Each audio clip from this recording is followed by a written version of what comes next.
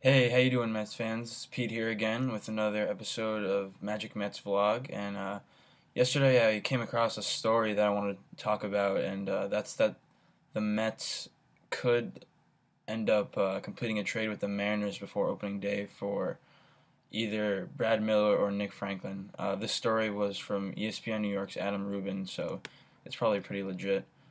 Um, so I'm just going to talk about both Nick Franklin and Brad Miller real quick, as well as go over who I think are also trade candidates before opening day, Didi Gregorius and Chris Owings of the Arizona Diamondbacks.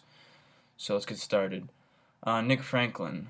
This is a favorite among a lot of Met fans just because he was a top prospect for Seattle, I think, last year. I'm not sure how legitimate he was or where he was in the top 100, but I know he was taken pretty seriously. He's probably got the best potential on this list, no doubt about that. It's either him or Chris Owings, but he's got the power speed combination. He had a good walk rate last year in his brief time in the majors, but he is prone to strikeouts. That's probably due to his lack of experience, but he should improve upon that. I think he's expected to hit around 15 to 20 homers at his peak and probably steal around 20 to 25 bases. Um, so you may be saying, yeah, go ahead, trade for this guy. But the real problem here is that he's probably not going to stick at shortstop. And I know a lot of Mets fans really don't want to hear that, but I've read that he has a fringe average arm at best. At best. So, yeah, probably not good for shortstop. And he also has mediocre range despite his speed, so he probably doesn't have the best instincts. So that means he's probably going to end up moving to second base. That's where he was with the Mariners, but obviously they signed Robinson Cano over the offseason, which is why he's on the trade market. Um, he could be able to stick at shortstop for maybe a year until the Mets get another option, but I just don't think it's worth it to give up what's probably a high asking price to get a second baseman, and we already have one in Daniel Murphy, so I really don't think Nick Franklin is the best option. Next, we have Brad Miller. I've read that he has plus makeup, doesn't wear batting gloves, hustles, coaches love him. He's a pretty good hit tool. It could be above average with more experience. Maybe he could be a 300 hitter, probably around 280 or so. He's above average speed, and I read he gets out of the box very quick as a lefty, so he could hustle and beat out a lot of ground balls, which could boost his on base percentage. And he already has good plate discipline to begin with, so he he could be a viable leadoff hitter, which maybe makes him the best option out of these four shortstops for the Mets. Um, he has below average power right now, but I believe he's 6'2", 185 pounds. So once he fills out, he should hit for decent power. I mean, average maybe 10, 15 home runs. But I've read that he doesn't really load his hands, so that could be a problem in the power department. But if he's spraying line drives all over the field, that shouldn't be a problem anyway.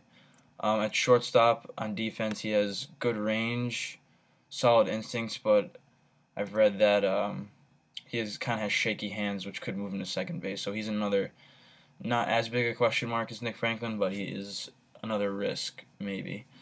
All right, now I'm going to talk about Didi Gregorius and Chris Owings of the Arizona Diamondbacks. Chris Owings is the more popular option, but I'll talk about Didi first. It's clear to everybody he's a defensive first shortstop. He's got great range, instincts, strong arm, but the problem here is his below average hit tool. The Mets already have a prospect. Well, he's not a prospect anymore. Ruben Tejada, his hit tool is. We've seen flashes of good, flashes of bad. We don't really know what it is, but Didi's probably not the best option because he's also a question mark on offense as well. The defense is there, but the Mets obviously need offense more than defense right now. So in the minors, Didi's never really showed power, base stealing ability, or ability to reach base in general. So he's basically Ruben Tejada with better defense. So I don't even know why the Mets would bother with him.